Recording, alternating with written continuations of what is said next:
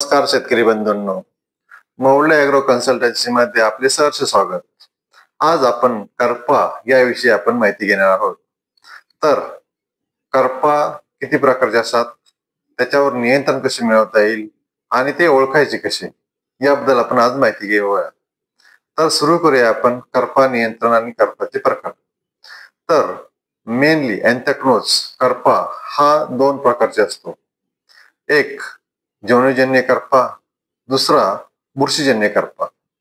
तर या दोघांमधले फरक काय? तर जीवनजन्य करपा हा बॅक्टेरियल ब्लाइट, बॅक्टेरियापासून तयार होणारा हा करपा. बुरशीजन्य करपा हा बुरशीजन्य जे फंगस यापासून तयार होणारा करपा.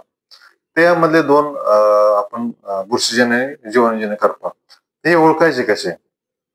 पहिल्यांदा जीवाणूजन्य करपा हा याला पोषक वातावरण कोणते, तर साधारण आपल्या द्राक्ष बागेमध्ये उष्णता, तसेच पाऊस, सतत पाऊस, ऊन आणि ह्युमिडिटी हे असेल तर जीवाणूजन्य करपा मोठ्या प्रमाणात येतो. बुरशीजन्य करपा, बुरशीजन्य करप्याला ह्युमिडिटी, सतत पाऊस, परंतु ऊन नसलं पाहिजे, तर तिथे बुरशीजन्य करपा येतो. हे दोन्ही करपे कदाचित एकाच वेळेस येऊ शकतात. असं काही नाही की एक जीवाणूजन्य करपा आला म्हणजे बुरशीजन्य करपा येणार नाही, पण दोन्ही पण करपे येऊ शकतात आपल्या बागेवर.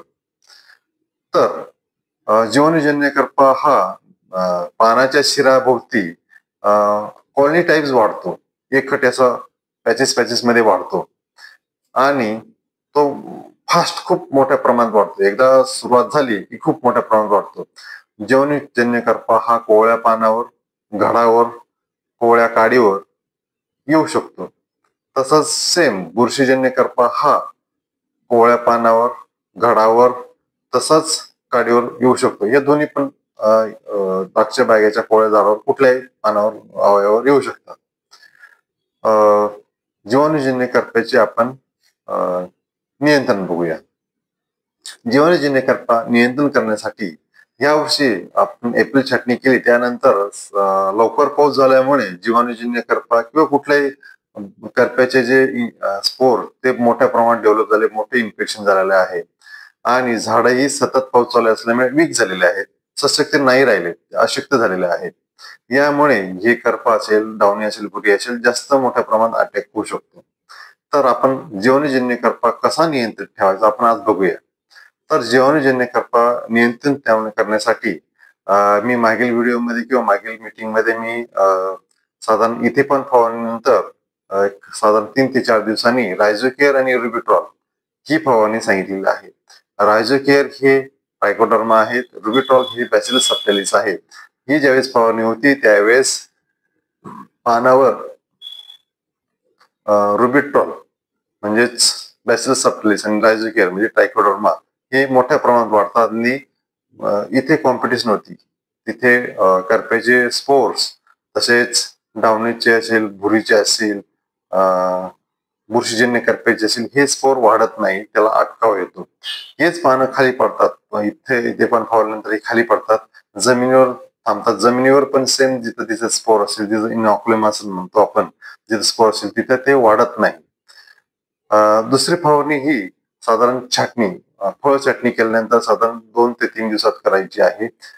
ही फवारणी अशी आहे की 125 मिली सल्फ्युरिक ऍसिड, जे आपण सल्फ्युरिक ऍसिड द्राक्ष बागेत सोडतो ड्रीप साफ करण्यासाठी, सल्फ्युरिक ऍसिड घ्यायचे 125 मिली 200 लिटर फवारणीसाठी. त्याच्यात मिक्स करायचं आहे फेरस सल्फेट, कुठल्याही कंपनीचे घ्या, फेरस सल्फेट घ्यायचं आहे 500 ग्रॅम. म्हणजे हा स्प्रे व्यवस्थित स्प्रे घ्यायचा आहे. हिरवी फुटी आली असेल, हिरवी फुटेल असेल तर तिथे मात्र हा स्प्रे टाळून घ्यायचा आहे. इथे इथे हिरवी फूट असेल तिथे जळून जाईल, ही आपण काळजी घेणे गरजेचे आहे. तिसरा स्प्रे आहे हा आपला साधारण छाटणीनंतर 14 ते 15 दिवसात, 14 ते 15 ते 16 दिवसात असा आपण अंदाज धरूया.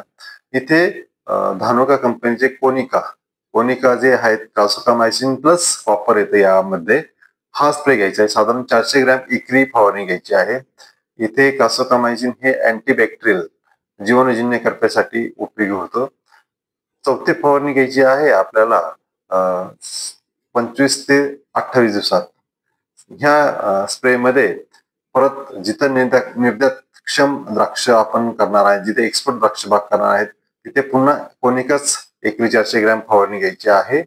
आणि जिथे मात्र लोकल द्राक्ष बाग आहे, जी आपल्याला लोकल आपल्या भारतात विकायची आहे, अशी द्राक्ष बागेसाठी आपण इझुकी इन्सेक्टिसाइड कंपनीची इझुकी 200 लिटरसाठी 150 ग्रॅम 150 मिली या प्रमाणात टाकून आपण चांगली फवारणी घ्यायची आहे. 5वी फवारणी ही साधारण 35 ते 38 दिवसात घ्यायची आहे. फुलोरा अवस्था असते यावेळेस. इथे साधारण आदामाचे मास्टर क्रॉप 200 लिटर पाण्यासाठी 400 2 मिली याप्रमाणे फवारणी घ्यायची आहे. ही मास्टर क्रॉप फवारणी घेताना त्याच्यात कुठलेही सिलिकॉन बेस औषध मिक्स करायचे नाहीये. मायक्रोन्युट्रिएंट एक मागे पुढे द्यायचे नाहीये, म्हणजे स्कॉर्चिंग येत नाही.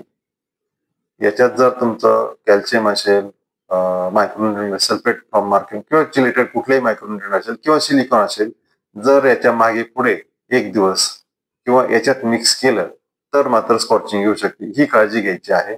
तर आपण हे साधारण 5 फवारणी घ्यायची आहे जीवाणूजन्य करप्यासाठी. बघूया आपण आता बुरशीजन्य करपा. बुरशीजन्य करपा हा सेम बुरशीजन्य करपा ज्यावेळेस येतो त्यावेळेस टिपके टिपके पडतात, गंज असल्यासारखे पानावर टिपके पडतात. आणि थोडं पुढे जर गेला आपण तो करपा दिसला तर पानाला छिद्र पडतात. आपण हा एक मेन ओळखण्याचा जीवाणूजन्य करपा आणि बुरशीजन्य करप्यासाठी पण हा ओळखण्याचा एक क्रायटेरिया धरू शकतो. तर बुरशीजन्य करप्यासाठी स्पेशल काही फवारणी घ्यायची गरज नाही, कारण आपण जे डावणीसाठी फवारणी करतो त्याच्यातही बुरशीजन्य करपा हा कव्हर होतो. म्हणजे अगदी M45 असेल, अँट्राकॉल असेल, मेलोडी असेल, रिडोमेल गोल्ड असेल, स्टनर असेल, प्रोफायलर असेल, हे जे काही आपण फवारणी घेतो, डावणीसाठी जे फवारणी घेतो आपण, त्या फवारणीमध्ये आपल्याला बुरशीजन्य करपा हा कव्हर होतो. तसेच आपण 14 ते 16 दिवसामध्ये कोनिका टाकतोय. कोनिकामध्ये कॉपर सल्फेट आहेच. त्याच्यानंतरही साधारण आपण लोकल द्राक्ष बागेसाठी इझुकी टाकणार आहे साधारण 27-28 दिवसाला. तिथेही कासोकामायसिन बरोबर फ्लुब्लाझामाइड हे कंटेन असल्यामुळे तिथेही बुरशीजन्य करपा हा कव्हर होतो. म्हणजे बुरशीजन्य करप्यासाठी वेगळं अशी फवारणी घ्यायची गरज नाही. जे झाडं सशक्त असतात त्यांना साधारण करपा कमी येतो. करपाच नाही, डावणी, भुरी, कीड सुद्धा कमी येते त्याच्यावर. यामुळे आपले झाडं सशक्त झाले पाहिजे. आपण जर 2-3 वर्षापासून जर शेणखत टाकीत नसेल, ऑर्गॅनिक कार्बन वाढवत नसेल द्राक्ष बागेमध्ये, तर ते वाढवणं गरजेचं आहे मेनली. आणि व्यवस्थित फर्टिगेशन, खाली व्यवस्थित खते देणे, तसेच फवारणी पण व्यवस्थित जर घेतली, येण्याच्या अगोदर जर आपण प्रयत्न केले तर नक्कीच आपल्याला फायदा होतो. तर आपण आज बघितलं आहे करपा. करप्याविषयी सर्व माहिती घेतली आहे. तर आपण या पद्धतीने आपण अंमलात आणलं तर करपा नियंत्रण आपल्याकडे नक्कीच होणार.